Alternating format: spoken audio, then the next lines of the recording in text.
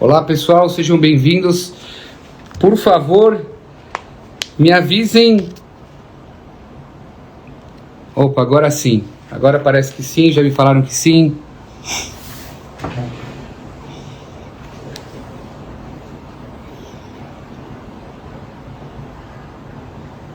Rabino Dor Leon, honrado com a sua presença aqui. Seja muito bem-vindo aqui, Tevor. Faltou só o professor. Sim, agora nós vamos colocar o professor aqui na live. Ótimo. Professor, se você...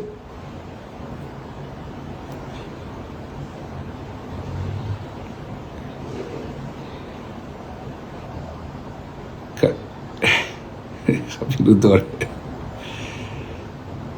Fica aqui, Rabino Dor. Depois você me fala seus comentários. Quero ouvir. Rabino Dor, fica aqui. Fica aqui, Rabino Dor. Quero ouvir seus comentários também. Eu estou prosperando o professor.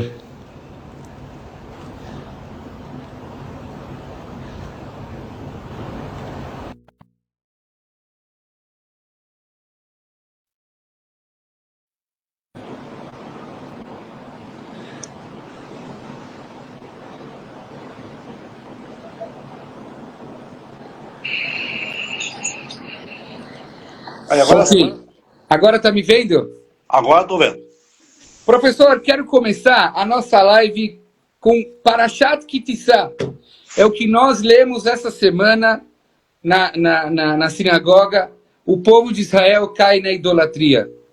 As pessoas às vezes acham soberbos, os judeus, que falam contra a idolatria. O que o povo que está ouvindo não sabe é que o povo de Israel, durante toda a sua história, desde a história da saída do Egito até antes, até as histórias dos profetas e os últimos profetas, e até os dias de hoje, o povo também cai em idolatria.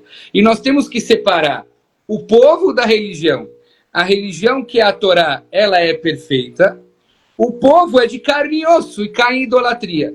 O que aconteceu em Parashat Kitissá? O povo de Israel faz um cálculo errado da subida, desde a subida de Moshe Rabbeinu até a sua descida. Era 40 dias completos. Moshe subiu no meio do dia, e esse dia só seria encerrado no dia seguinte. O povo não vê Moshe Rabbeinu descer. Olha a linguagem que eles usam. Pessoal, eu vou ler somente no original. Eu não trabalho com Bíblias Almeidas, Bíblias eu não sei o quê.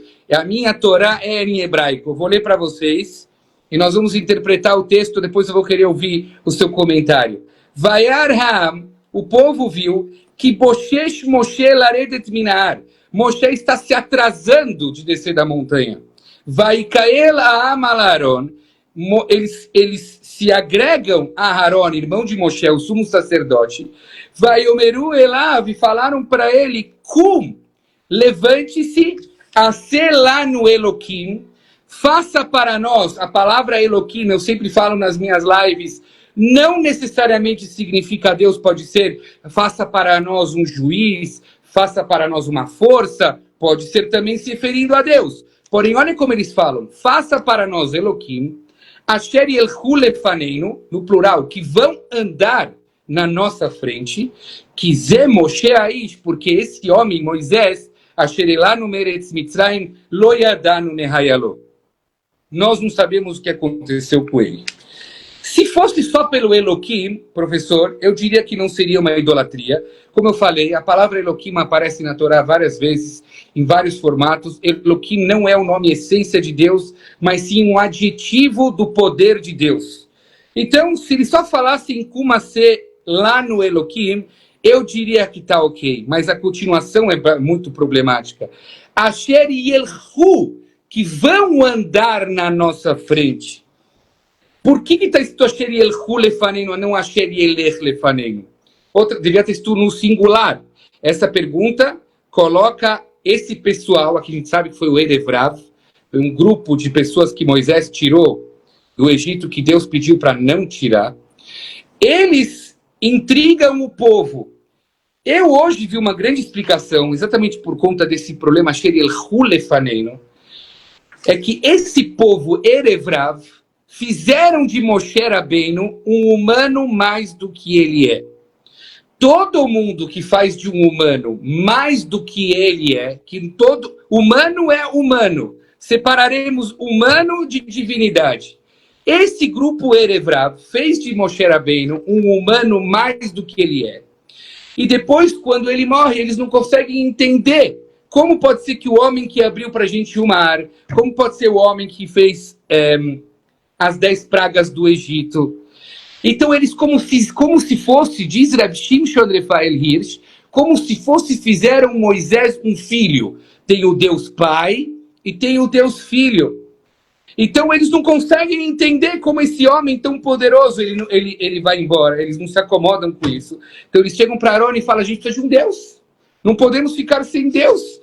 Porque eu não estou entendendo, se o líder morre, vai vir um outro líder. O que eles estão pedindo aqui? Uma outra pessoa que vai andar na nossa frente, que seja Arão. Está muito claro que a visão dessas pessoas que estão aqui era de idolatria. Dentro do meu povo, pessoal, eu assumo, dentro do meu povo, tinham muitos idólatras. E por isso que eles pedem deuses, que vão andar na nossa frente. E sai disso um bezerro de ouro, que Rashi diz que ele tinha vida, era um bezerro de ouro que tinha vida, e eles falam, Ele Eloquecha Israel, esse é o Deus de Israel que nos tirou da terra do Egito. Veja que esse assunto de querer endeusar o que é carnal, o que é limitado, já acontece desde antes da entrega da Torá. Quando o ser humano ele não consegue entender o que é abstrato, ele precisa materializar a espiritualidade para ele começar a entender a Deus. E isso é muito grave. Professor, está com você. Justamente por isso que, de acordo com a tradição, ninguém sabe onde fica o sepulcro de Moshe Rabbeinu. Exatamente. Para não idolatrarem ele também. Exatamente. Aí o que acontece? O Egel, o bezerro, ele é justamente a figura daquilo que vai acontecer no futuro, mais uma vez. Porque a palavra Egel significa a ideia da roda, do ciclo, das coisas que vão acontecer na história. Maravilhoso. Então, futuramente o Egel, o ciclo vai se repetir. E nós encontramos um bezerro de ouro na época justamente do final do segundo templo. E é aí que a ficha caiu para mim, na Parashá Ki Tissá. Porque, que lindo. Como o povo disse, esses são os nossos deuses que irão adiante de nós. Ou seja, é a ideia, porque eles encaravam Moshe Rabbeinu como se fosse quase que um ser semidivino, né? E eles tinham essa carência, né? E isso é cíclico na história, e justamente aquilo foi, na verdade, fomentado por Erev Rav, justamente essa mistura de gente que estava no meio.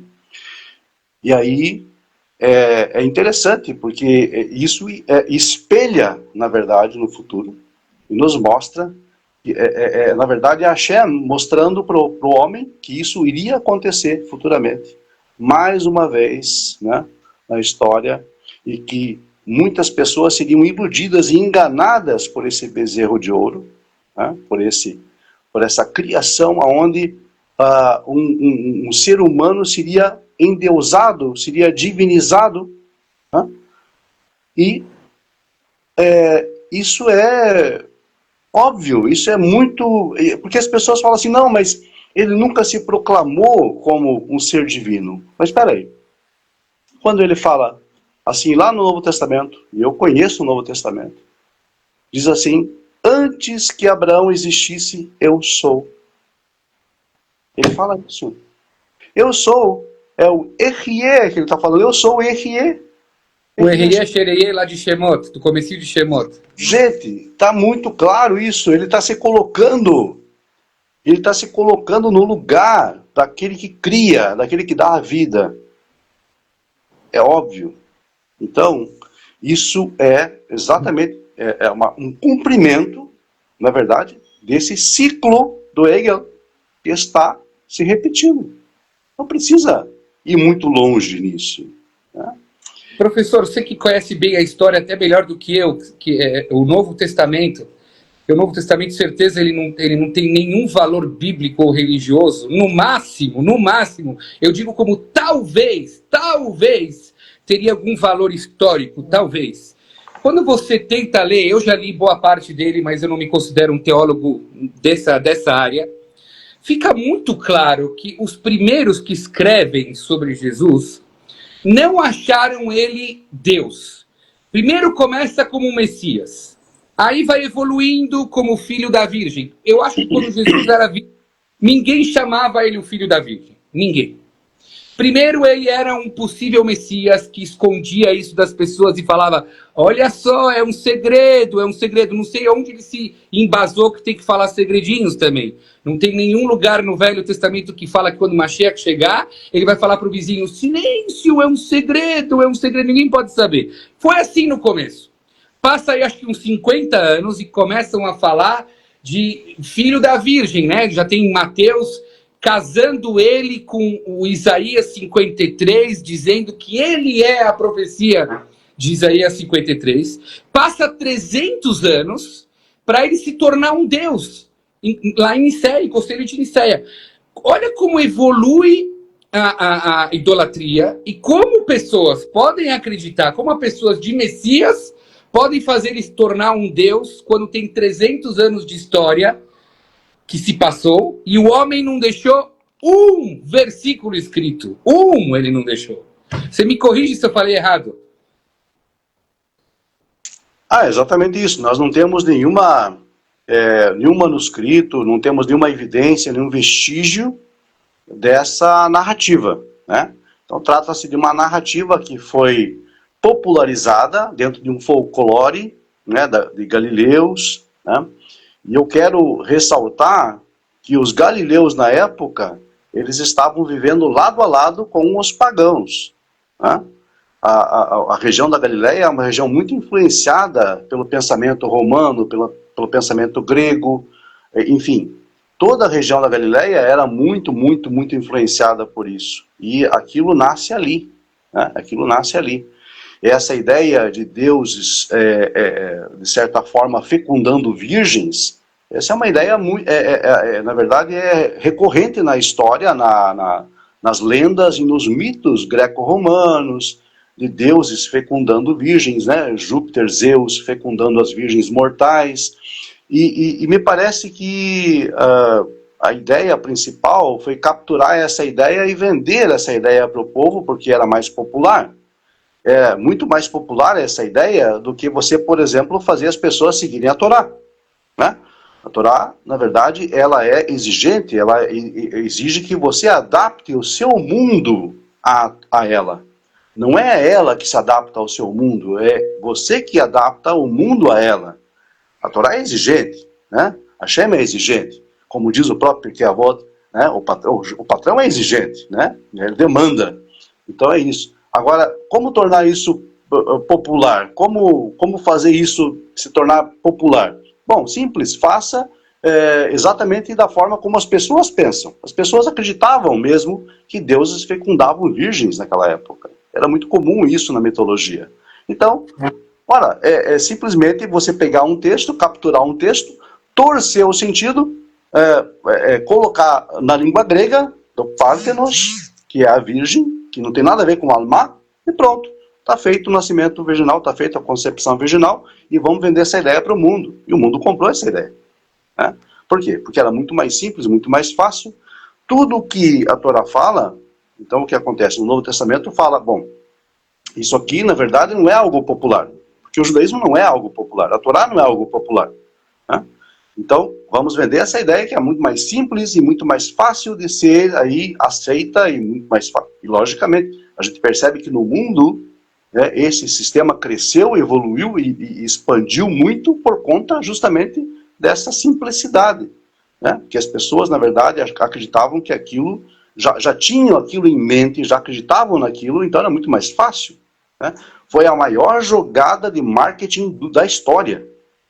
Foi a maior jogada de marketing da história. Foi o que aconteceu há 2000 anos atrás.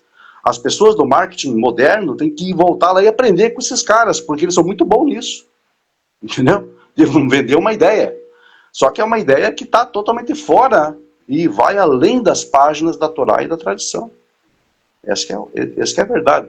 Né? Eu fiz recentemente um post, tá no meu Instagram, sobre João 1:1, que teve muita gente que comentou a favor e, claro, muitos contra, são os cristãos, e é uma pergunta que quem estuda Talmud, é uma pergunta básica que o Talmud faria. Como você pode dizer, no início era o verbo é Deus está com o verbo e o verbo estava com ele. É tudo contraditório no próprio versículo.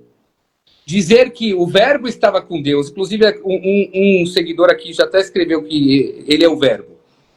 Assim, eu fico parando para pensar, como vocês conseguem explicar um versículo que Deus é o verbo, mas o verbo está com Deus, porque quando você fala que o verbo está com Deus, são duas entidades totalmente diferentes. E tentar casar isso com Bereshit bara Elohim, dizer que é ele que estava lá, onde não tem nada. A Torá podia ter falado em algum momento que esse Jesus é o Deus de Bereshit. Então, assim, eles criticam a nós, soberbos, quando eu venho, por exemplo, falar um post desse, mas eu tenho o direito de defender a minha religião.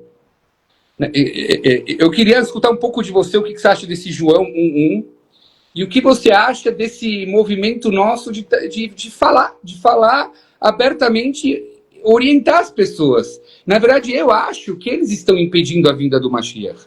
O Mashiach vai vir num momento que vai ter paz e concordância no mundo. E eles trazem a discordância, porque não sabem provar o que falam. Bom, exatamente. A questão, Rav Michael, é a seguinte. A ideia do Logos é uma ideia, primeiramente é uma ideia que não é uma ideia judaica. Porque eles podem até correr para a questão do Memra, e, enfim, mas o Logos é uma ideia grega, que foi aprendida por eles por meio de Filon de Alexandria. Filon de Alexandria era, na verdade, um Hiloni. Ele era um secular, ele não era um religioso. E ele criou essa ideia do Logos, ou melhor, ele adaptou essa ideia do Logos, que já vinha do pensamento grego antigo, e entrou isso para o Novo Testamento, como a palavra divina, a palavra que cria, etc, etc. Agora, veja bem, afirmar que Jesus é o Logos, afirmar que Jesus é a palavra, é o verbo, é uma coisa. Como é que você evidencia isso? Como é que você prova isso? Como é que você traz isso para o mundo, para a realidade prática?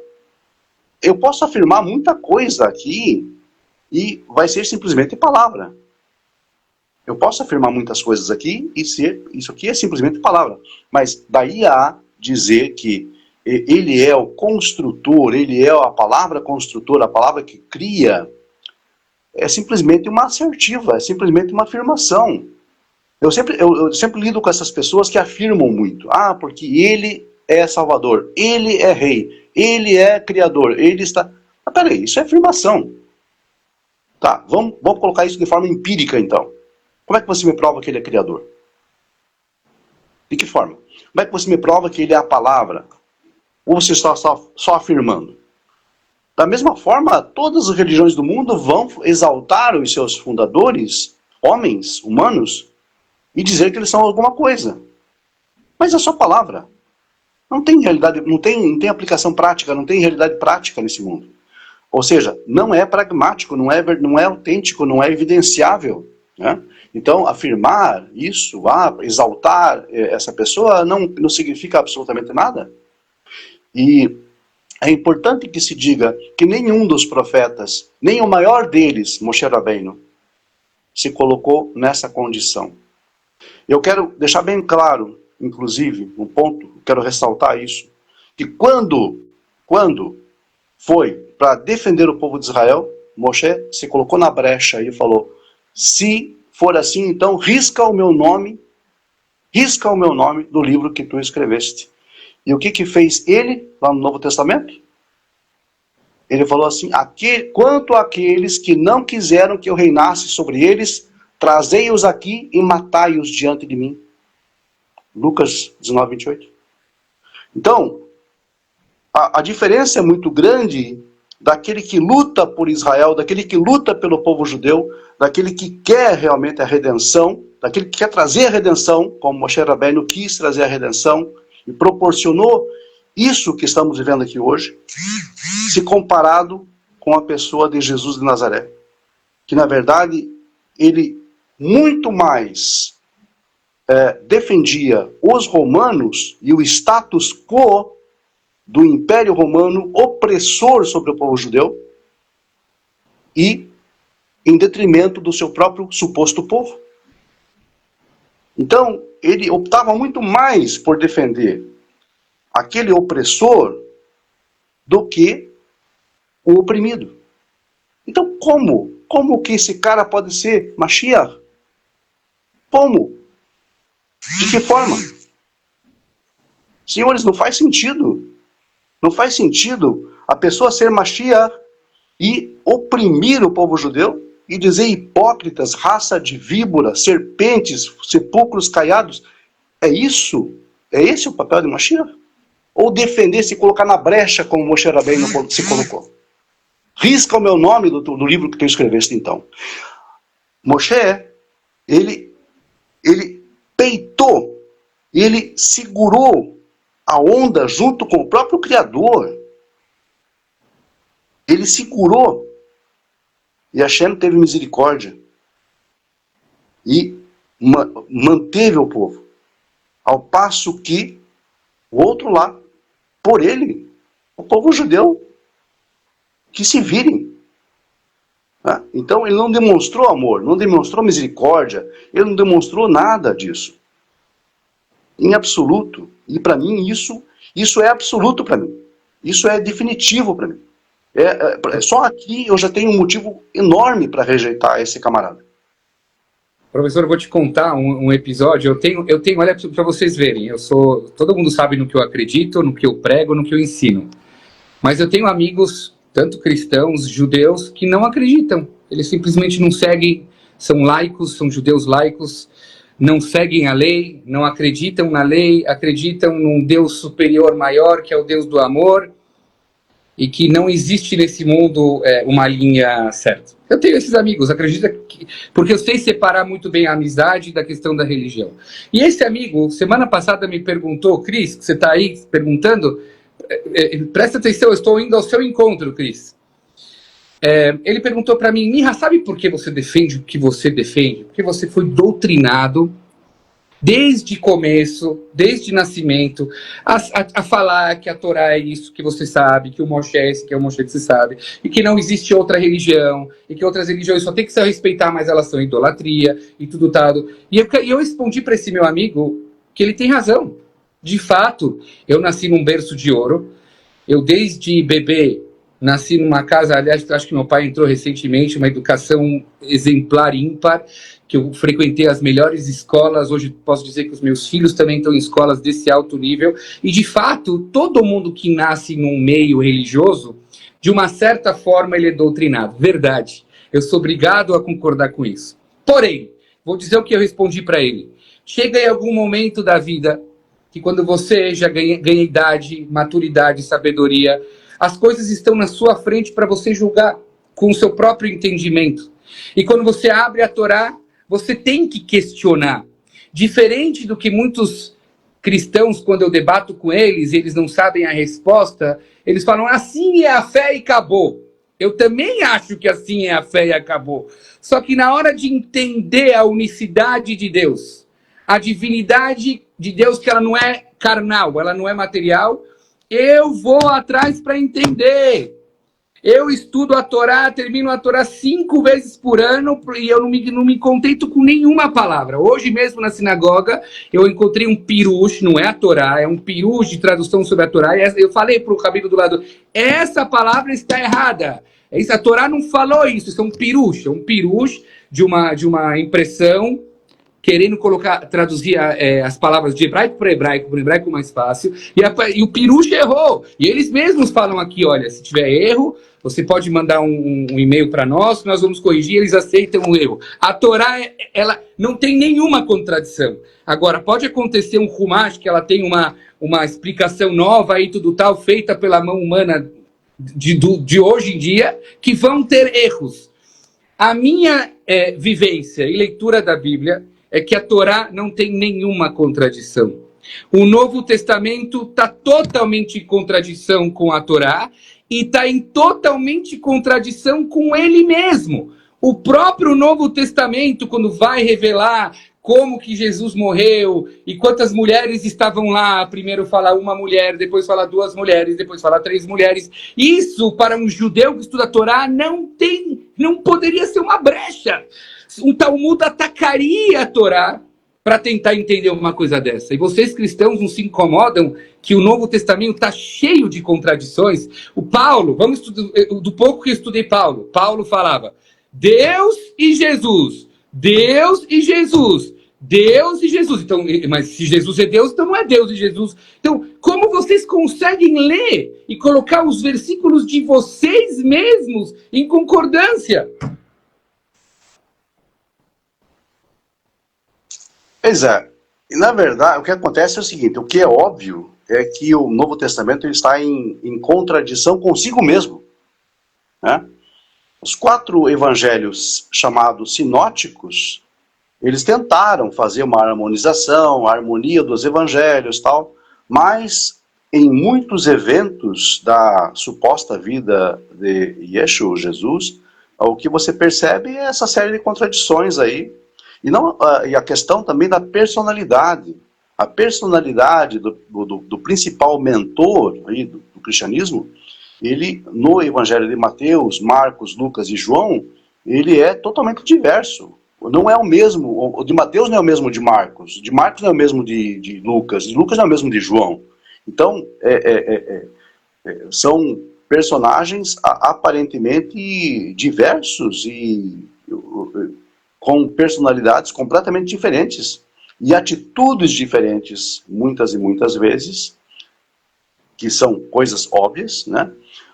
Já o Evangelho de João, por exemplo, o 4º ali, evangelho que não é dos sinóticos, mas ele traz uma teologia muito já densa, muito calcada no pensamento grego, e até dando umas namoradas com o gnosticismo, com a gnose, na verdade, que o próprio cristianismo primitivo tentou combater, na verdade.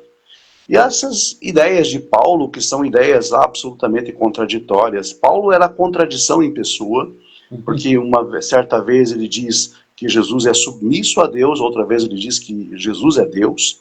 Então, enfim, é uma confusão generalizada, é uma coisa que... Tanto é que dentro da própria academia cristã, o que é mais debatido entre eles, entre os acadêmicos cristãos, não é a escritura hebraica, o Tanar, é o Novo Testamento mesmo. Eles não entram em acordo sobre o Novo Testamento, não é sobre o Antigo Testamento. Eles não entram em acordo sobre o Novo. Porque para eles, o Antigo, que eles chamam de Antigo Testamento, aquilo lá é uma relíquia do passado. Então aquilo lá está inerte para eles. Acabou, é a Antiga Aliança.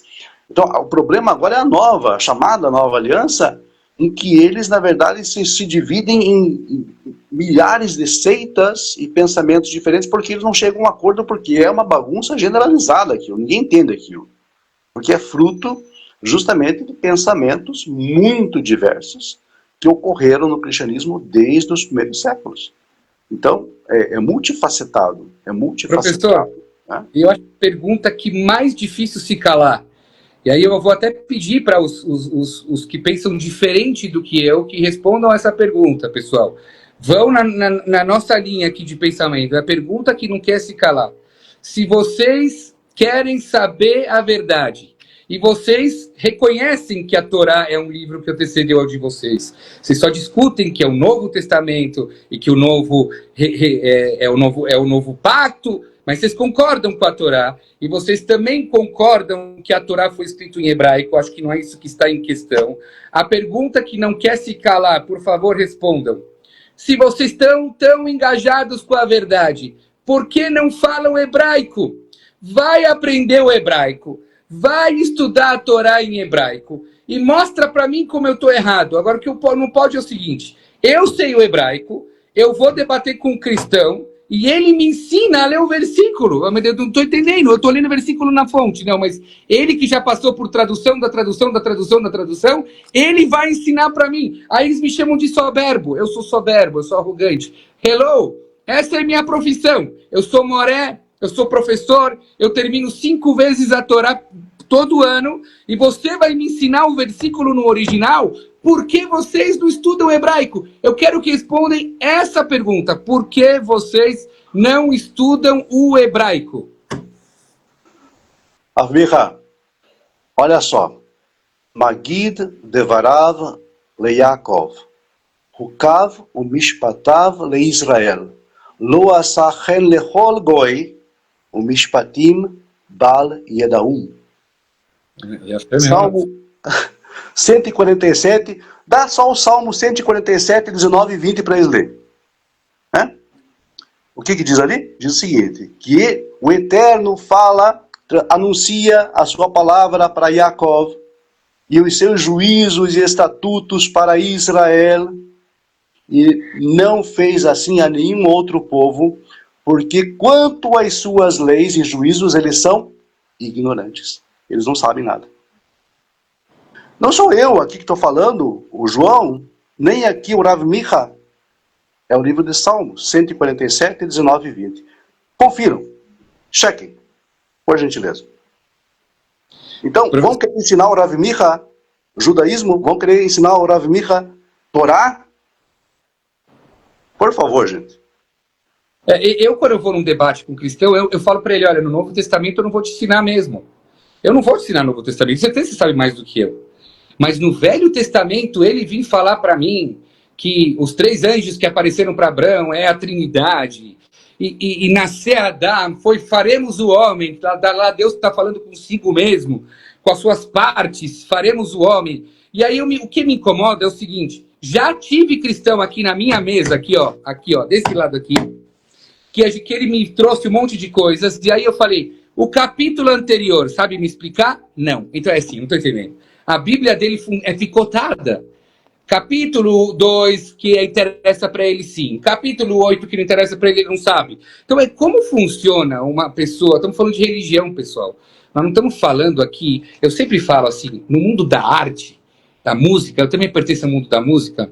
Se você quiser, você cola todos os tipos de artista... pop, rock e tudo tal, e monta uma arte nova. Isso é normal. Eu sou o cara que é influenciado pelo pop, pelo rock, pelo sertanejo, montou um novo estilo musical. Quando a gente fala de religião, que é a palavra suprema de Deus, que é uma única verdade, você não pode ficar picotando o versículo do Velho Testamento, casando com o Novo. Daqui a pouco vão colocar Velho Testamento junto com o Alcorão. Não dá. Então, assim, é muito mais fácil vocês, cristãos, falarem, a gente tem o Novo Testamento, nós temos uma nova religião, nós não vamos casar nada com essa Torá dos judeus. Eu vou ser muito feliz por vocês, eu vou apoiar vocês e continuaremos irmãos. Qual é a ideia de casar Novo Testamento com Velho e a modinha de agora pegar o Talmud? O Talmud, que é a obra master contra Jesus. A obra master contra Jesus e trazer ensinamentos do Talmud na igreja, nos cultos messiânicos. É um desprezo para os judeus. Não é justo com os judeus. Eu preciso comentar isso, Rav. É o seguinte, nessas conversas que a gente tem com o povo por aí, volta e meia as pessoas que estão acessando o Talmud e lendo lendo na verdade, né? Eles capturam então porções do Talmud e jogam ali, dizendo, mas está aqui. Falei, mas tudo bem, mas você vê o que esse mesmo sábio, tipo Ibn Ezra, Rashi, enfim, Sforno e tantos outros falaram sobre aquilo que você crê? Ou você só está pensando aquilo que é realmente interessante para você? Porque senão você não está sendo íntegro. O que é ser íntegro? É aquilo que Hashem pediu para Abraham Abino. Seja tamim, seja íntegro, ou seja 100%. Você não pode pensar do Talmud coisas que te interessam, ou que te fazem, ou que te dizem respeito, e rejeitar o resto. Então, isso é hipocrisia. Os judeus são... historicamente, né, os judeus são os hipócritas. Mas isso é hipocrisia.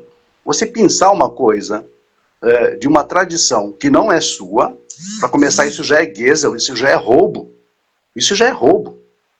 Pensar de uma tradição que não é sua, usar para fundamentar o seu argumento, né, e rejeitar 99,9% daquilo que eles falam. Porque quando eles falam sobre a idolatria, sobre a Avodazará deles, aí não. Aí, realmente, aí eles não servem mais.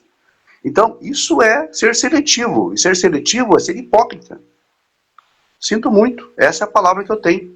Deixa eu te contar, professor, terminou o Shabat, eu abri o WhatsApp, né? Aí tinha um messiânico que me mandou uma mensagem, ele mandou uma mensagem do Sidur, do Kadish, Ose Shalom Bimromav, Yase Shalom Aleinu, e lá ele mostrou Hashei Tevot, como ele fala, Hashei Tevot. E aí ele estava lendo lá no Sidur, me filmou, lendo no Sidur, mostrou o Hashei Tevot de Yeshua. Aí eu respondi para ele o seguinte, tinha lá Hashei Tevot Yeshua fora da ordem, lindo, maravilhoso.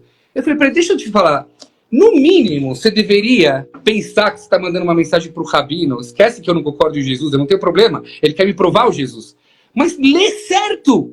Ele lê tudo errado. As palavras estão erradas. Ele virgula as palavras, as vírgulas estão erradas. As pronúncias estão erradas. Ele fala palavras que têm outras conotações da forma como ele lê.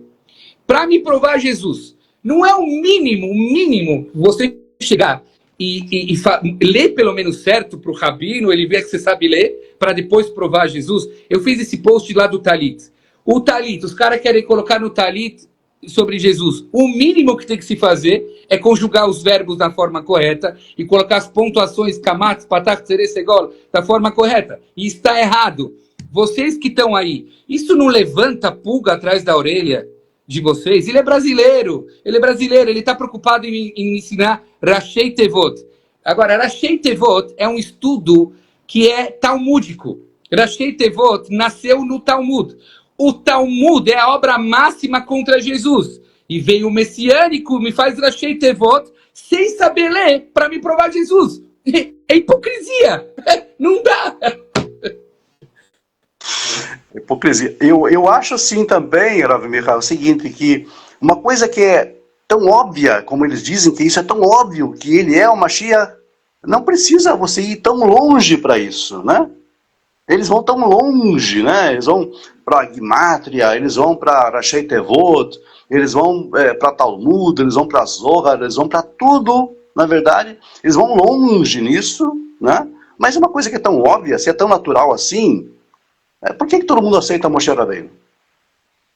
Por que cristianismo aceita, judaísmo aceita, até o Islã aceita Musa Nabi?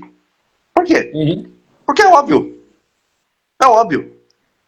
E o camarada lá, por que não aceita? Qual é o problema? Porque você tem que estender tanto, você tem que se esforçar tanto, se empenhar tanto, você tem que puxar Rashei Tevot, você tem que puxar Talmud, você tem que puxar Zohar, você tem que puxar tradição, Midrash, N situações. Mas é tão simples, é tão óbvio, é tão natural, enfim. Então não faz sentido. E eles, exatamente isso, eles pegam, eles pinçam exatamente aquelas partes que eles acham que realmente... e esquecem do contexto e sempre se dão mal, porque aí eu faço eles perceberem o contexto da coisa toda. Não adianta pensar um parágrafo, uma sugiá, isso aqui não, vamos ver o contexto todo, né? Porque aí realmente acaba a conversa. Por quê? Porque eu acho que aquilo que é óbvio, natural, está aqui. A gente percebe, a gente sente, a gente vê, né? E aquilo que não é natural, aquilo que quer empurrar para você, é aquilo que eles têm que se empenhar muito nisso.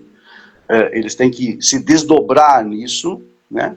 Então isso já mostra que não é uma coisa óbvia, não é uma coisa natural, é uma coisa forçada, é uma coisa que estão realmente tentando te colocar de forma insidiosa, né? A fim de distorcer a realidade. Acho importante, pessoal, porque também essa foi uma outra dúvida que surgiu aí num dos bate-papos que eu tive recentemente na rádio, porque no Novo Testamento Jesus aparece como intermediador, né? Paulo escreve claramente que Jesus foi intermediador. Professor João, você me corrige se o que eu falei errado sobre Paulo. Paulo diz claramente que Jesus é intermediador. Importante, vocês que estão aqui nos ouvindo, entender que no judaísmo não existe, pelo Velho Testamento, não existe o conceito de intermediador. Ah, Moshe não foi intermediador. Moshe foi um líder, um dos maior profeta do povo de Israel.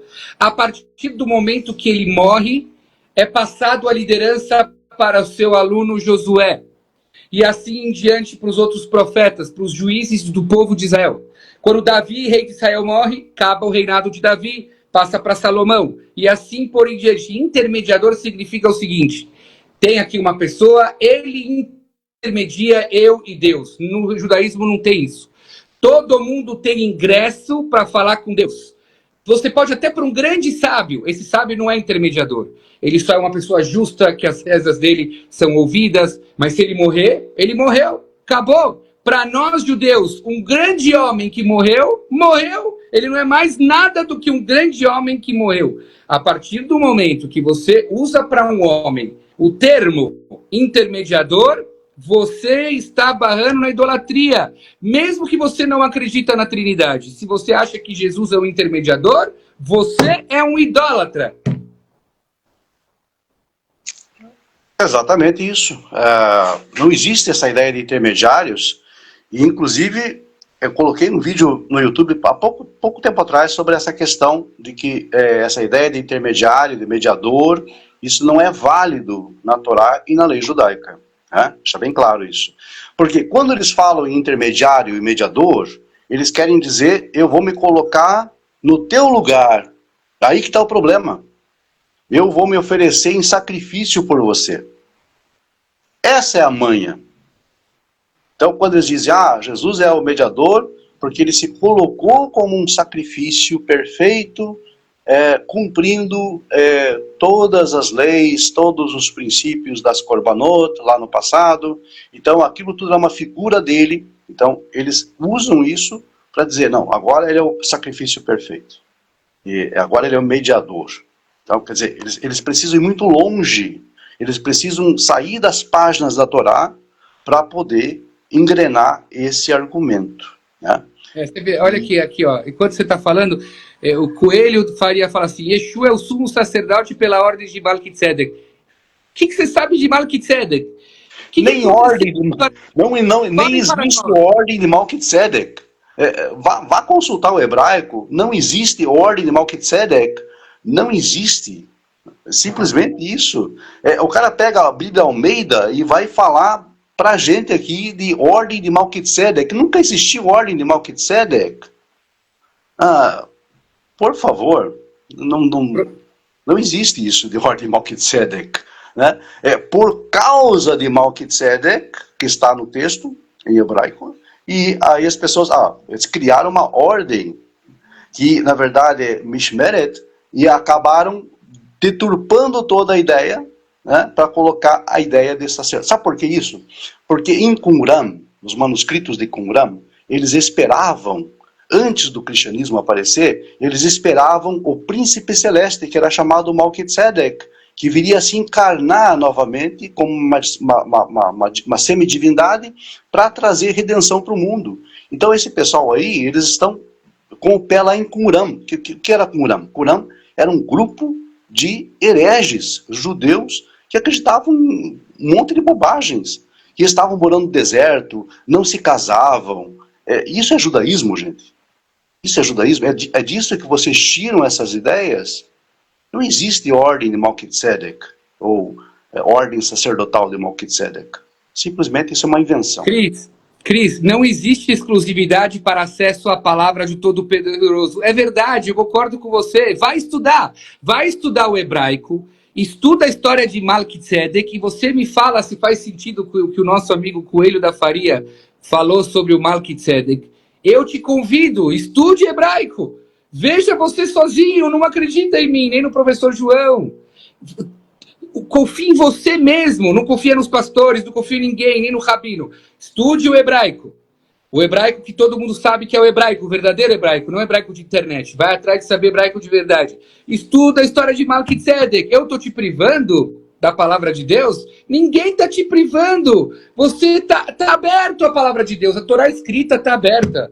A Torá oral ela é mais complicada, mas também está escrita hoje em dia. Tá tudo aí. Só que você está, infelizmente, andando na engrenagem da Igreja Romana há 2000 anos. E é por isso que você fala, 2000 anos já sabemos quem é o Messias. Há 2000 anos que vocês estão vivendo a mentira. É isso que está acontecendo. E vocês estão impedindo o Mashiach de vir, porque o Mashiach...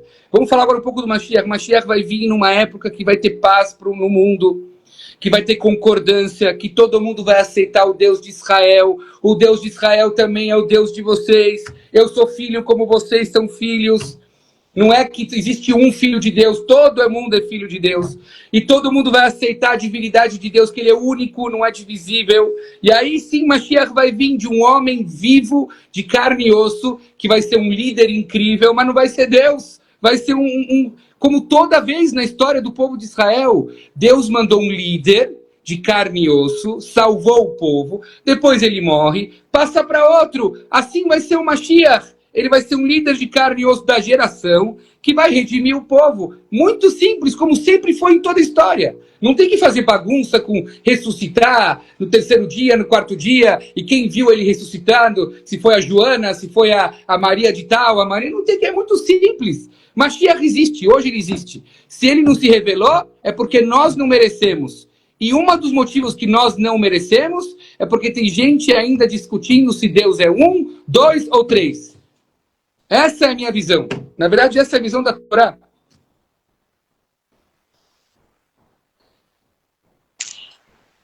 Como diz o Rambam, inclusive, que seria um grande atrapalho, seria um grande estorvo, na verdade, no caminho da revelação de Mashiach. Porque as pessoas ficam exatamente patinando e ficam nesse ciclo, nesse Hegel, o tempo todo, né? Magal, Hegel, o tempo todo nisso, quer dizer, o mesmo radical, a mesma ideia, no bezerro de ouro, ainda cultuando esse bezerro de ouro, cultuando isso, e não se apercebem de que, na verdade, esse sistema ele foi implantado justamente para fazer as pessoas como serviço, pessoas que subordinadas a um modelo de pensamento. Então, dentro desse sistema, é impossível você pensar. Você tem que simplesmente acreditar, você tem que simplesmente crer. Você tem que crer da forma como foi desenhada pelos padres antigos da igreja. E eu quero salientar que para todos, incluindo nossos amigos cristãos, as pessoas que estão assistindo, messiânicos em geral, evangélicos, que todos vocês, quando creem em Jesus, o Yeshua, o Yeshua, coisa parecida, todos vocês estão vinculados ao sistema romano. Não adianta dizer, eu não pertenço a Roma. Por quê? Porque você só soube de Yeshua, Jesus, por meio dos livros que Roma escolheu, elegeu e plantou para vocês. Então não tem jeito, não tem fuga. Não tem fuga. Mesmo o messiânico, mas eu sigo os ritos judaicos, não interessa. Você aprendeu sobre Yeshua, na verdade, por meio de documentos romanos. E eu desafio aqui, publicamente, agora, a me mostrarem qualquer documento hebraico ou, digamos, de composição hebraica do Evangelho e do Novo Testamento. Sabe por que não vai mostrar? Porque não existe. Porque desde o século I, século II, o que temos é manuscritos em grego e que foi eleito e depois colecionado e compilado e sacramentado e sacralizado pela Igreja Romana. E todo mundo aceita hoje. E aí, logicamente, que o judaísmo vai ficar refratário a isso, porque isso não é judaico. Isso não tem nada de judaísmo, minha gente. Isso aí, na verdade, vocês estão comendo a mão romana, vocês estão simplesmente vinculados umbilicalmente ao Vaticano e a todo o sistema que ele representa. Perguntaram para você, professor, se você acha que judeus receberam uma carta de divórcio. Os judeus receberam uma carta de divórcio? Isso ele está, com certeza, isso é sobre Jeremias 31. Do Brita ele está se referindo. Sim, exato. Então, o próprio texto de Jeremias diz: onde está a carta de divórcio que eu dei para a vossa mãe? Simplesmente não existe. Entendeu? Porque o casamento de Hashem com Israel, ele não, a despeito do homem ser falho, e logicamente do judeu ser também falho, obviamente, a eleição de Israel como o povo sacerdotal, ela é eterna e imutável. Ela é leolam, independente do que aconteça. Por quê? Deus está olhando não para o indivíduo, está olhando para o povo como um todo. Deus está olhando para o povo como um todo. Então, o próprio livro de Devarim diz que Hashem escolheu Israel não porque fosse o maior povo do mundo, mas sim porque era justamente o menor. E quando o povo disse Naaseh v'nishma no Sinai, Deus se apaixonou por esse povo de um jeito, porque Naaseh faremos, v'nishma, e depois ouviremos, depois vamos entender. Primeiro vamos fazer, depois a gente ouve, depois a gente entende. Então Hashem se apaixonou demais por esse povo ao ponto de dizer, não, esse povo aqui é o meu am segular, esse é meu povo, é minha possessão, é minha posse. E aí agora vem o Novo Testamento dizer, não é, eu vou agora tirar o reino desse povo e vou dar um outro povo que produz os seus frutos. Quem é essa autoridade para falar contra o Criador dos mundos? Ribono Shelolam. Quem é essa criatura para falar contra aquele que criou os mundos e que elegeu e colocou Israel como povo sacerdotal? Eu sei, Israel, o povo judeu não é um povo perfeito, não existe perfeição nesse mundo, mas é Kadosh, ele é separado. Kadosh não é santo no sentido cristão do termo, Kadosh significa separado, distinto, porque ele é exemplo e modelo, né, justamente para você saber aquilo que você deve fazer e aquilo que você não deve fazer também, muitas vezes. Então, essa condição de Keuná, de sacerdócio real de Israel, não existe meios de ser suplantado e de ser tirado. Não existe. Independente de ser, mas o fulano veio e fez tudo. Não. Na sua crença, na Torá, não. A Torá não admite isso, os profetas não admitem isso. Não adianta espernear. Pode vir com o livro que quiser, o que está na Torá é muito claro. Todos do teu povo são justos, como renovos para mim plantados, diz Isaías, Yeshayahu. Então, a condição de Israel, independente da forma do que aconteça, ela é uma condição eterna. É Leolam. Não estamos tratando do indivíduo. Você pode encontrar defeitos no indivíduo, mas você não vai encontrar esse defeito em toda a coletividade, porque o amor que Deus demonstra por Israel desde o princípio dos tempos, desde a sua eleição e seu chamado, como diz, quando Israel era menino, eu o amei, e do Egito chamei o meu filho. Peraí, você abomina um filho? Você rejeita um filho? Quando Hashem manda Moshe ir para Faraó e tirar Israel do Egito, ele fala para Faraó, Israel é meu filho, o meu primogênito. O meu primogênito. E aí, você vai contestar isso? Com o que você vai contestar isso? Com o Novo Testamento? Você está de brincadeira comigo, é piada, né? É piada. Sabe? Professor, essa semana a gente leu na Paraxá, o Coelho te fez algumas perguntas, você vai precisar voltar lá para entender, mas eu já vou responder. Coelho, eu não sei o nome dele, mas é o seguinte, nessa paraxá essa semana a gente leu, e disse Deus para Moisés dizendo, eu estou lendo aqui na original, pessoal, não estou lendo na Bíblia Almeida de vocês, Veatá daber el bnei Israel lemor, diga ao povo de Israel dizendo, Achet abetotai tishmoru, mesmo que eu pedi para vocês fazerem os utensílios do santuário, isso não pode profanar o Shabat. Por quê? Kiodhi, o Shabat é um sinal beni lebenechem, entre eu e vocês, ledorotechem, para todas as gerações. Ladat, para você saber, que Ani Hashem Ekadishem, eu sou o Deus que que fez vocês sagrados, que santifiquei vocês. Vocês vão cuidar do Shabat. E depois aqui no último versículo, cuidarão Bnei Israel do Shabat como um pacto eterno. Como um pacto no eterno. Perguntou o nosso amigo, mas os judeus receberam uma carta de divórcio. Se os judeus receberam uma carta de divórcio, por que Deus escreveu um pacto eterno? Então ele é um Deus falho, né? Porque ele escreve eterno, mas depois não é eterno. Segundo, meu amigo, se você estudasse Parashat Kitissá, que você não estuda, você estuda só Novo Testamento, você ia ver que na Parashat Kitissá também tem um pacto. Está escrito que Deus quer sair do povo de Israel, ele quer mandar um anjo. Moisés faz uma negociação com Deus, porque ele sabe que o povo pecou no pecado de idolatria. E Deus faz um meio termo com Moshe. Ele não vai estar, mas a presença, a Shekhinah dele ainda vai estar. Não é que ele vai mandar um anjo no final, como que foi falado inicialmente. E que isso vai ser bom para o povo de Israel. Porque se Deus mesmo vai estar, a severidade vai cair em cima do povo, porque o povo pecou com a idolatria. E lá está escrito também, no nosso próprio Velho Testamento, aqui na Torá de Moisés, está escrita a palavra Brit, que é um novo pacto. Um novo pacto não significa uma nova lei, ou revogar o que foi falado no Monte Sinai.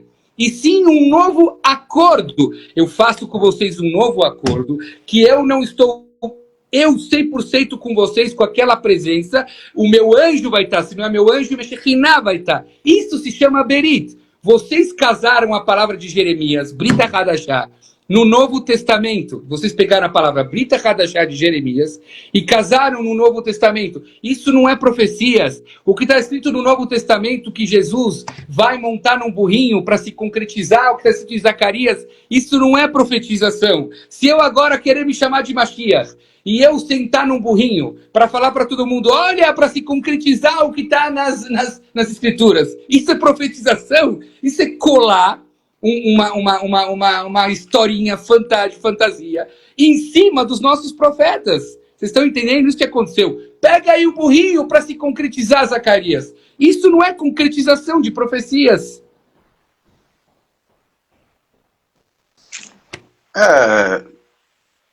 Assim, o detalhe é o seguinte, inclusive essa questão do burrinho, essa questão né, isso tudo é metafórico, é metáfora. E aí a pessoa vai lá e pega um burro literal e monta num burro, não, vou entrar em Jerusalém, então isso é uma metáfora. A metáfora que o próprio Talmud trata disso é a ideia do tempo, da demora. Nas nuvens dos céus, rapidez. No burrinho, devagar. Então é uma metáfora talmúdica que eles interpretam literal e fazem o sujeito montar num burro e entrar em Jerusalém. Eu não consigo entender isso. Me passa. Eu não consigo, sinceramente, eu não vejo lógica nenhuma numa interpretação literalista de algo que é um conceito talmúdico, né? Que o Talmud é cheio de metáfora, cheio de alegoria, e eles pegam então e colocam isso de forma literal. Que é um absurdo, mais dos absurdos que a gente vê.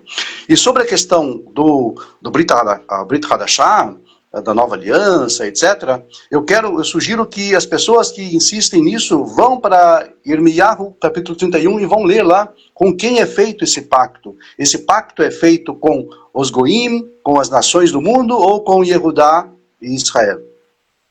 Com quem? Né? Então, acho que a resposta está aí, é só ler o contexto. Você só pensa um versículo, você tem que olhar o antes e o depois, e depois você vai ver, muito claro, que o pacto é feito com Israel e Judá. Ou seja, a ideia aqui principal é a unificação dos reinos que estavam separados naquele tempo.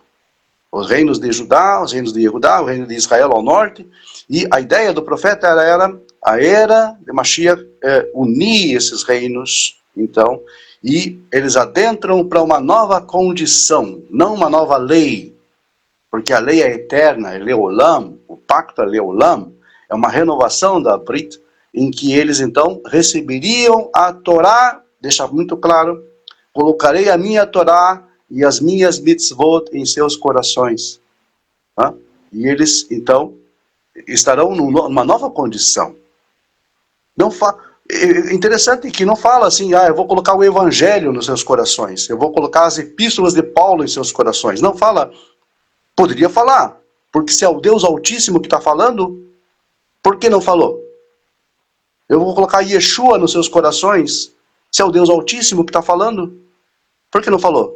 Falou, eu vou colocar Torá, o mitzvot, Torá, o mitzvot, belevavchem, nos seus corações, nos vossos corações. Não fala evangelho, eu vou colocar evangelho, vou colocar Jesus, vou colocar a epístola de Paulo, vou colocar Apocalipse em seu coração, não fala. Me provem ao contrário. Pelo contrário, em Zechariah está escrito que no final das eras todos os povos vão segurar nas roupas de judeus. Está escrito nas roupas de judeus, para querer entender a palavra de Deus. Muito pelo contrário, vão querer agarrar a Torá. E professor, até que perguntaram aí, porque tem algumas pessoas que se frustram com o que a gente fala, porque acham que se concretizou todas as profecias em Jesus.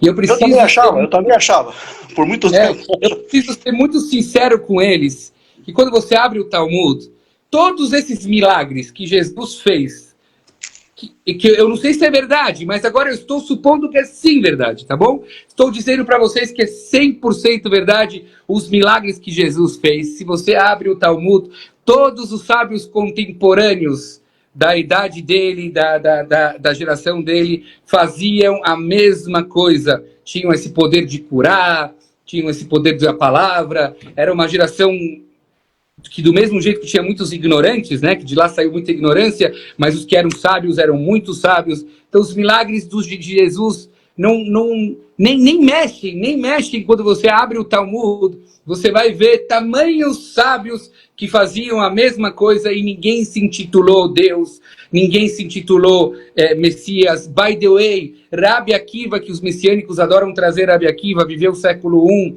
ele acreditou que Bar Kokhba era o Mashiach, e ele errou.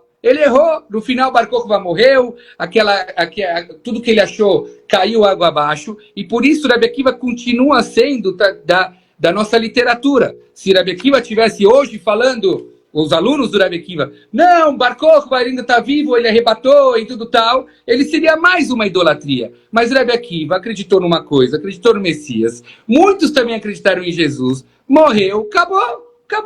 Vamos esperar agora o Mashiach. E aí, sabe que outra coisa que me incomoda, professor?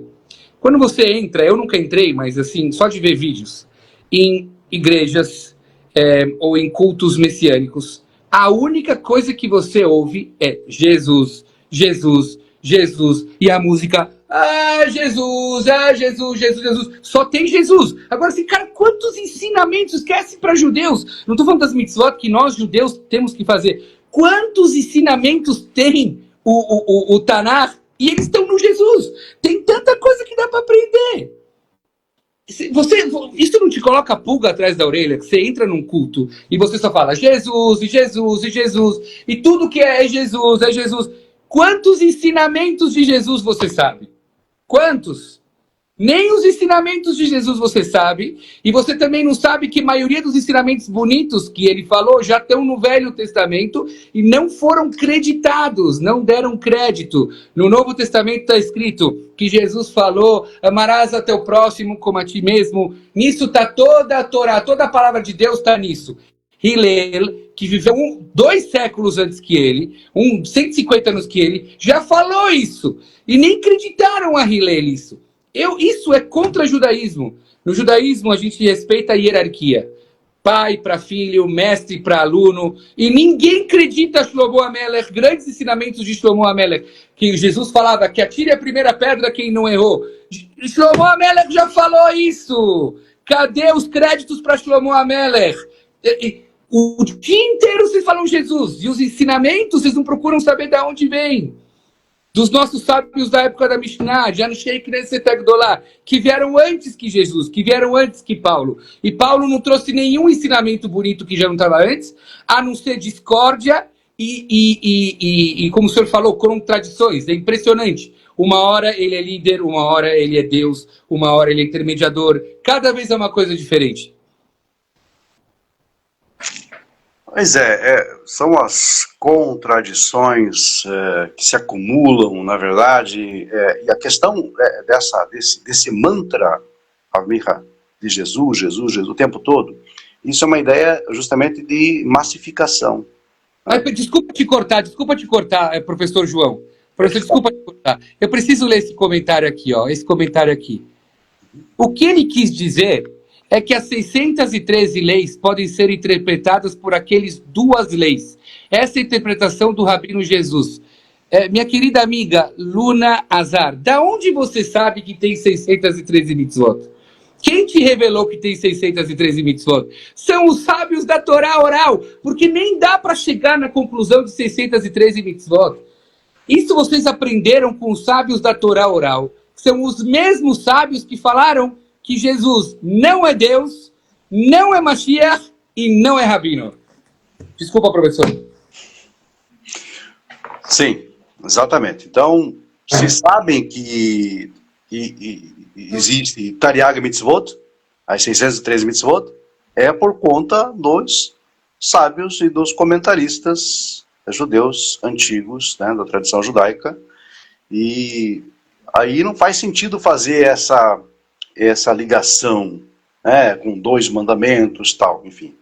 Mas essa ideia do mantra, né, Jesus, Jesus o tempo todo, isso é uma ideia justamente de massificação.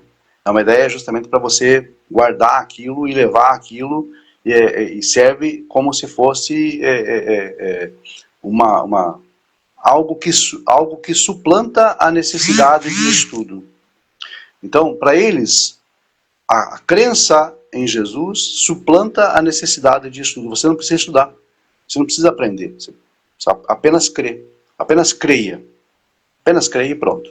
Então, essa ideia da crença em si é justamente aí que mora o perigo. Por quê? Porque se você fala para uma pessoa, as pessoas já naturalmente elas não têm inclinação para o estudo, né? Elas já não têm naturalmente inclinação para o estudo. Não é nenhum viés, enfim, mas o brasileiro em si, na verdade, menos ainda. Lê muito pouco, estuda muito pouco, lê muito pouco, se informa muito pouco. Se informa por fontes, na verdade, muito questionáveis. Então, o que acontece? Então, as pessoas já têm essa tendência. Então, com aquele mantra na cabeça o tempo todo, eu não preciso estudar. Eu tenho Jesus, né? E aí eu vou seguindo o meu caminho nesse paraíso de ilusões, esse paraíso fantasioso, em que todas as coisas que Jesus faz são subjetivas. Perceba, todas as coisas que Jesus faz e diz e ensina são subjetivas. Ah, eu te dou a vida eterna. Peraí, isso é objetivo? Isso é prático? Isso é experienciável? Isso é empírico? Ou isso é só uma crença? Ah, eu sou a luz do mundo. Peraí, isso é só uma afirmação. Isso é verdade? É só uma afirmação. Ah, eu sou o pão da vida. Peraí, isso aí é fático, isso é empírico, isso é verdadeiro, é concreto, é só uma crença, é só uma afirmação. Eu posso afirmar que, chego para vocês aqui, gente, é o seguinte, eu sou o pão que desceu do céu. Acreditem em mim. Né? Quer dizer, vocês serão simplesmente tolos se acreditarem, porque eu não sou nada disso. Né? Então, as pessoas precisam, na verdade, parar de simplesmente repetir mantras o tempo todo, afirmações assertivas, declarações infundadas, e buscarem estudar. Por quê? Em todo o contexto da Torá e do Tanar, eu quero deixar claro para vocês, em nenhum momento a Torá diz creia. Em nenhum momento a Torá diz acredite. A Torá fala conheça. Saiba. Naquele dia vocês saberão. Naquele dia então vocês conhecerão. Conheça, saiba. Então, o que tem, quando você entra na sinagoga, a primeira coisa que você vê é da, lifnei, atá, Omed. Dá Lifnei Ata Omed. Saiba diante de quem você está. Maravilhosas suas palavras. Professor, eu vou te dizer, fizeram até comparação de Lula aqui e tudo tal, que é o que Lula está fazendo com o governo e tudo tal. Eu ia falar isso também para vocês, pessoal.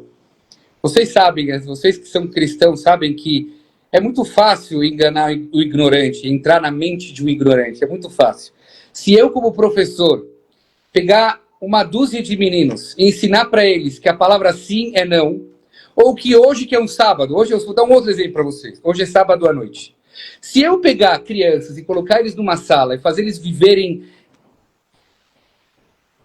fechados num lugar, e eu falo para eles, hoje é domingo à noite, e assim eu faço com a próxima turma, e a próxima turma, e a próxima turma, e a próxima turma, vai sair uma geração inteira que vai dizer que hoje é domingo. Mas hoje não é domingo, hoje é sábado à noite. Mas se eu começar a educar crianças dessa forma, vai nascer uma galera que vai vir para vocês e falar: hello, hoje não é sábado à noite, hoje é domingo à noite. O que a igreja fez com vocês é isso, colocou vocês dentro lá da opressão e falou para vocês, ele é Deus, ele é Deus, ele é o Deus, ele é o Deus. E primeiro fala que ele é o novo Deus, depois é o mesmo Deus, depois é o Deus Filho, depois é o Deus tal. E aí você ficou com isso. A diferença entre eu e você, porque eu também fui doutrinado desde criança pelo judaísmo, foi que eu não me contento só com o que falam para mim. Eu não me contento. Ah, a Torá está escrito em hebraico? Eu vou atrás para saber cada palavra. Não adianta meu professor vir falar para mim, isso é isso, aquilo é aquilo. Eu vou atrás mesmo para saber se isso é isso, aquilo é aquilo. Agora, não adianta você vir aqui nessa live e falar para mim, ele é o Senhor, vocês vão reconhecer, isso é o anticristo, isso é tudo tal, aí estão as profecias do anticristo, blá, blá, tal. Então, meus amigos, faz o mínimo necessário, que é tentar saber o hebraico e me mostrar. Porque se você me mostrar, pode gravar o que eu estou falando, e pode filmar o que eu estou falando, e pode repostar o que eu estou falando. Se você me mostrar que a sua heresia não é heresia, e sim é a palavra de Deus, eu vou numa sinagoga, pego uma Torá e rasgo na Paulista, na frente de todo mundo. Eu não sou esse tipo de pessoa que fica jogando um joguinho aí porque me interessa financeiramente ou estar dentro de um sistema. Eu estou para saber a verdade. Se vocês estudarem o hebraico e me mostrarem que todas as profecias estão aí se cumprindo em Jesus, eu pego a Torá e rasgo na Paulista. Vocês entenderam? É isso que vocês têm que fazer. Vocês foram doutrinados, diferente que nós, que somos doutrinados e queremos saber, é o que o professor falou. Agora, vocês foram doutrinados a acreditar no que não dá para acreditar, porque vocês não estudaram a palavra, vocês não sabem nem ler a palavra. Então, aprendam a ler para a gente poder debater.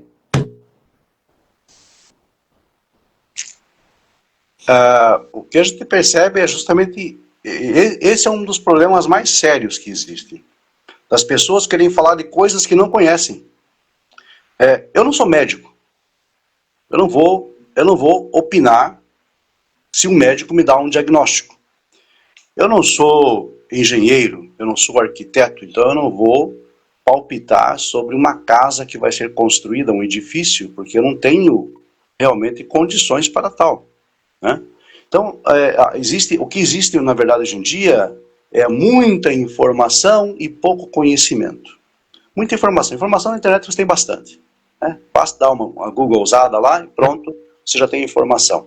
Mas conhecimento, né, que transcende a ideia da teoria e a parte prática em si, é o que a gente sempre fala. A Torá, as pessoas precisam entender o seguinte: a Torá, o Tanar, não foi dada para outro povo, fora do escopo do povo de Israel, fora da tradição judaica. Isso é bíblico. Leiam o Salmo 147, 19 a 20. Leiam, por favor, Jeremias 16, 19 a 20. Tá? E leiam principalmente Devarim 33, 4, Deuteronômio 33, 4. Tá? Torá Tzivá no Moshe, Morashá, Keilat Yaakov. É tudo tão simples. De quem é a herança? De quem é a Torá? Da Keilat Yaakov. Ou seja, da congregação de Jacó, ou seja, do povo judeu. Então, Se a pessoa quer aprender Torá, quer aprender Tanar, quer aprender a escritura em si, não adianta procurar a igreja do seu bairro, da sua rua. Você não vai aprender Torá, você vai aprender Bíblia. Você vai aprender João Ferreira de Almeida, você vai aprender historinhas do Novo Testamento, narrativas fantasiosas, né? Ilusões. Vão vender um pacote de ilusão, um pack de ilusão para vocês, né? E vocês vão levar aquilo para a vida e vão viver naquela fantasia eterna de que vocês estão salvos. Salvo do quê? Qual é de que forma empírica eu posso provar essa ideia de salvação? Isso é subjetivo. Tudo, vocês têm que entender o seguinte, que tudo que o Novo Testamento oferece para vocês é subjetivo. É relativo. É abstrato. Não tem nada a ver com o mundo real. Não tem a ver com o mundo real, gente. Ah, estou salvo. Salvo do quê? Como é que você prova que está salvo? Do quê? Ah, porque eu vou ter a vida eterna. Tá. Como? Qual a garantia disso? É a sua crença? A sua crença, na verdade, serve para você. Tudo bem. Parabéns. Só que não é real. Só que não é factual. As pessoas, elas estão tão enraigadas no mundo irreal, no mundo fantasioso, no mundo mágico, né? No mundo de ilusões, que elas não conseguem mais definir o que é real daquilo que é irreal, daquilo que é fantasia. E o que eu quero dizer para vocês é o seguinte, esse que vos fala, viveu por muitos anos a fantasia, e ensinando a fantasia também. Mas, graças à misericórdia de Hashem, desde 97, na verdade, 1997, eu simplesmente depus as minhas armas e eu me rendi à realidade dos fatos. Que não existe Torá fora do âmbito judaico. Não adianta você procurar isso fora do âmbito de Israel. E eu fui fazer isso, eu fui procurar. Sinagoga Francisco Frischmann, em Curitiba. Quem é de Curitiba sabe a referência. Né? E ali então foi que eu comecei a realmente... Detalhe, eu já era professor de hebraico na época. Mas eu percebi que eu tive que reaprender o meu hebraico. Tá? Porque eu só sabia a gramática hebraica. Eu não sabia a tradição por trás da língua hebraica. Então, eu não me fiz de mestre diante do meu rabino, Simon Mogilevski. Eu não me fiz de mestre, eu me fiz de discípulo, eu me fiz de aluno. Porque tem muita gente por aí querendo já, nem aprendeu, já quer ser mestre. Eu me fiz de aluno, sendo anteriormente mestre de língua hebraica e língua grega. E eu me fiz de aluno. Por quê? Se eu não reconhecesse humildemente que eu precisava aprender, eu jamais chegaria à realidade dos fatos. Eu continuaria vivendo na fantasia. Então eu acho que é preciso largar um pouquinho do orgulho, um pouquinho da vaidade pessoal. E não querer ensinar as coisas para as pessoas que estão lá muito distante, muito além de vocês. É preciso usar justamente de humildade e entender que não existe Torá, Tanar fora do âmbito do povo de Israel. Não existe. E nem pertence a fora desse escopo. Não há como. Isso é bíblico. Se as pessoas são tão bíblicas assim, então, que sigam o que está escrito. Salmo 147, 19 a 20, Jeremias 16, 9 a 20 e Deuteronômio 33, 4. Aí, pessoal, vocês estão falando com alguém que veio desse mundo, teu testemunho é incrível, veio desse mundo, pregava esses ensinamentos, e hoje é um cara, um Benoit, e ele é totalmente ligado a Deus. Quer dizer, tem gente que acha que não é justo que os judeus são detentores da palavra. Não é. Você tem toda a chance de ser um filho de Deus da mesma forma, sendo um Benoit. Você cumprindo as 7 leis, né? Não estou trazendo um problema sem soluções, a solução é muito simples. Você não precisa cumprir 613 mitzvot, mas você precisa acreditar na unicidade de Deus e fazer as 7 leis de Noé, que são leis universais, que envolvem moral e ética, e você é um filho de Deus. Você vai ser redimido da mesma forma, você vai ter um mundo vindouro da mesma forma, e você é um filho da mesma forma. Qual é a necessidade de se criar outras linhas que esbarram na idolatria, para não falar na cara de vocês que é uma super idolatria, esses que vieram aqui falar que não, evangélico não é idolatria, a Trindade é idolatria, isso a gente leu. Deus é único, Deus não se divide, Deus não é carne, está escrito em Oséias 11:9. Oséias 11:9, eu, Deus, não sou homem. Eu, Deus, não sou homem, está em Oséias. Deus não pode ser homem, como ele pode vir em formato de homem? Não tem explicação para isso. Vocês têm toda a opção de ter a palavra está aqui. Estudem o hebraico. Eu vou começar a dar curso de hebraico, acho que para um público maior, se Deus quiser. Vamos ver se eu monto. E eu mostro para vocês sozinhos andarem com as próprias pernas e verem que a palavra foi dada para o mundo inteiro. Tem coisas que foi dado para o judeu, tem coisas que não foi dado para o judeu, tem leis que são dadas para os que querem se tornar guerim, tem leis que são dadas para os que não querem se tornar guerim. Tem tudo. Dá para ser filho de Deus da mesma forma. Não existe motivo para se sentirem enciumados, dizendo, não, você é o dono da verdade. Não sou dono da verdade, sou humano que erra. Talvez eu errei, talvez eu não sei. Uma coisa não erra, a Torá e Deus. Essa Torá aqui é completa. E às vezes as pessoas se confundem. Ah, tem rabino messiânico. Um falou aí, tem rabino messiânico. Querendo dizer, se tem rabino messiânico, deve ser que o messianismo é um caminho. Não, separem o humano da religião. Quando você lê a religião, você vai ver que não existe caminho para essa linha messiânica. Ah, e ele é um rabino messiânico? Ele se acha um rabino. Não existe esse termo rabínico messiânico. Ele não é rabino messiânico. Ele se intitulou rabino messiânico. Hoje é muito fácil. Você abre um Instagram e escreve Rav João, Rav Micha. E pronto, já viramos rabinos. Eu e o João já viramos rabinos, só abrindo Rav João, Rav Micha. So what? Separem o humano da religião. A religião, ela é perfeita. O humano é falho. Estou dando para vocês a oportunidade, se Deus quiser, vou abrir mais cursos de hebraico para vocês verem com os próprios olhos que o que a gente falou no tema da nessa live, o Novo Testamento está em total discordância da Torá. Querem seguir o Novo Testamento? Sigam ele. Não venham casar com a Torá. Não casem o Talmud com a Torá. A Torá e o Talmud não andam juntos. A Torá e o Novo Testamento não andam juntos. Mas se você acredita nisso, acredite. Só largue da nossa Torá.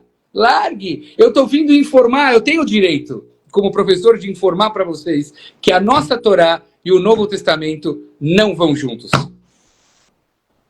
Professor, suas considerações finais. Definitivamente, Rav Micha não segue de mãos dadas. E isso já foi está muito óbvio a partir da própria forma de pensamento. São duas formas de pensamento antagônicas, né, totalmente antagônicas. São duas formas de idiomas completamente diferentes, do hebraico para o grego, né? São duas formas de pensamento e filosofia opostas, né? Completamente opostas, e principalmente a questão teológica em si, que é insustentável. Não tem como sustentar a ideia de um Deus encarnado, né, pela Torá, pelo Tanakh. Não existe como você sustentar isso. Aliás, eu quero até deixar uma referência aqui. Quando Daniel estava na corte de Babilônia, o rei Nebuchadnezzar, que ele queria saber sobre o seu sonho, né, e ele pressionou os seus sábios, os seus feiticeiros, encantadores, para que eles falassem qual seria o sonho. E os próprios Hartumim de Babilônia, eles eram mais sábios do que as pessoas que hoje acreditam em Jesus. Por quê? Porque eles falaram, isso é coisa dos deuses, os deuses não habitam com a carne. Os deuses não habitam com a carne. Eles sabiam mais do que o Novo Testamento. Os próprios Hartumim, feiticeiros, encantadores da Babilônia, eles sabiam mais. Eles disseram, isso não é coisa do homem, o homem não tem como saber disso, isso é coisa dos deuses que não habitam com a carne. Então, gente, quer dizer, você vai dar esse mole de saber menos do que os Hartumim de Babilônia? Não pode. Vai para a Torá, vai para o Tanakh, vai procurar fonte judaica autêntica, vai procurar realmente quem possa orientar dentro da tradição judaica, dentro daquilo que é realmente aceitável, e daqueles que são legitimamente os donos dessa herança. se você quer receber essa herança, ok, muito bem, só que primeiro você tem que fazer parte da família, porque se você não fazer parte da família, a Morachá, Yaakov, não é sua. Aí a pessoa está, na verdade, cometendo Gezel, roubo, está roubando a tradição, está roubando a herança que não é sua. Como no mundo real, você não pode receber uma herança se você não pertence àquela família. Como é que você vai receber a herança, por exemplo, do Safra? Você recebe a herança do Safra? Não. Por quê? Você não é da família Safra. Então você não pode, você tem que primeiramente vá para a família. Aí não, eu vou lá no beit do rabino messiânico. Ah, por favor, gente. Você vai lá na igreja do pastor lá da esquina. Por favor, gente. Aí não, né? Aí é brincadeira. Aí não dá. Não dá, né? Avmicha, é um prazer enorme. Eu estava ansioso por essa live, na verdade. Perdão, às vezes, o pessoal todo que está vendo, também pela contundência, muitas vezes, é a minha forma de ser. Mas as pessoas que me conhecem pessoalmente sabem que os diálogos são bons, as conversas são boas. É que aqui, na verdade, a gente tem que expor isso, a gente tem que deixar isso claro para as pessoas. Porque, na verdade, não é a forma de, eu sou arrogante, eu quero impor a minha verdade sobre a sua verdade. Não é questão de impor a minha verdade sobre a sua verdade. É chamar as pessoas para a realidade, que é bem diferente. Né? Pessoal, quero convidar todo mundo que está nessa live aqui para seguir o professor. Ele já tem um canal de YouTube conhecido já. Eu conheci o professor por intermédio dos vídeos no YouTube, onde ele refuta vários argumentos, fala com muita propriedade e conhecimento. Então, eu convido vocês a seguirem ele, principalmente porque foi um homem que veio desse mundo do evangelho, e hoje ele prega a verdade. Como você falou, a verdade ela é única, não tem essa questão de querer prevalecer uma verdade sobre outra. Eu também acho que pode existir várias verdades de caminho para se chegar numa verdade só, que é a verdade do Criador. Tem pessoas que têm uma linha religiosa, uma outra religiosa, mas todo mundo está em concordância que Deus ele é onipresente, onipotente, ele não pode se dividir, ele não é humano. Não, Deus não deu carta de divórcio ao povo de Israel. Você que não entendeu os versículos lá, porque você não estudou em hebraico, e eu convido a todos vocês também a me seguirem, porque eu vou ensinar muito hebraico para vocês, e eu vou deixar para vocês os caminhos das pedras. Eu não vou doutrinar ninguém, eu vou dar para vocês os caminhos das pedras, para vocês estudarem vocês mesmos os versículos e chegarem na única verdade, que é a verdade do nosso Criador, Akadosh Baruch Hu, que é único, indivisível. Então, pessoal, foi um prazer enorme, foi quase 1h30 de live aqui, né, professor? Mais, eu acho. Eu gostaria também, de agradecer muito, porque esse contato e essa live só foi possível por conta do nosso amigo em comum, o Lucas Gomes, que está lá em Portugal. O Lucas está aqui com a gente, é verdade. Verdade. Demais, entendeu? Ele foi aí o que mediou todo esse encontro e realmente fantástico. Agradeço muito a ele e também ao senhor, pela paciência aí, pelas boas-vindas e por esse acolhimento. Muito obrigado mesmo. Isso. Vamos manter em contato. Também faço minhas palavras as suas, agradecer o Lucas. Nós vamos continuar em contato. Você é uma pessoa muito culta, muito estudiosa, que eu quero com certeza ter nos meus contatos. E, pessoal, só para terminar, dizer a vocês que vocês continuam nossos irmãos, independente do que a gente pensa diferente. Cada um tem o direito de pensar o que quiser. Nós não concordamos, não quer dizer que nós temos alguma disputa ou que existe alguma rivalidade, muito pelo contrário, existe amor, nós vamos continuar nos amando independente dessas diferenças, nós estamos somente convidando a vocês a pensarem de uma outra forma, de uma forma que com certeza é a que Deus se espera de nós para aproximarmos a vinda do Mashiach breve em nossos dias, se Deus quiser. Se quiser. Shavuot Tov, muito obrigado, professor João, obrigado a todos vocês. Shavuot Tov, tudo bom? Tudo de bom, tudo de bom. Obrigado, pessoal. Caríssimos amigos e amigas deste canal, chegamos ao final de mais um vídeo. E eu espero sinceramente que ele sirva de ajuda a todos no caminho do monoteísmo e da evolução de cada um de vocês. Agradeço aos inscritos deste canal, sempre ressaltando a importância de você curtir e compartilhar nosso conteúdo. Também gostaria de agradecer aos membros desse canal e convidar você a conhecer os benefícios de se associar ao monoteísmo racionalista. Clique em ser membro logo abaixo do player, conheça os benefícios e assine um dos 3 níveis disponíveis: Talmidim, alunos, Bonim, construtores e Haverim, amigos. A sua participação é apreciada e muito importante para o futuro do nosso canal. Caso deseje, também poderá contribuir com qualquer valor pelo código PIX que aparece aqui ao lado. Muito obrigado a todos vocês.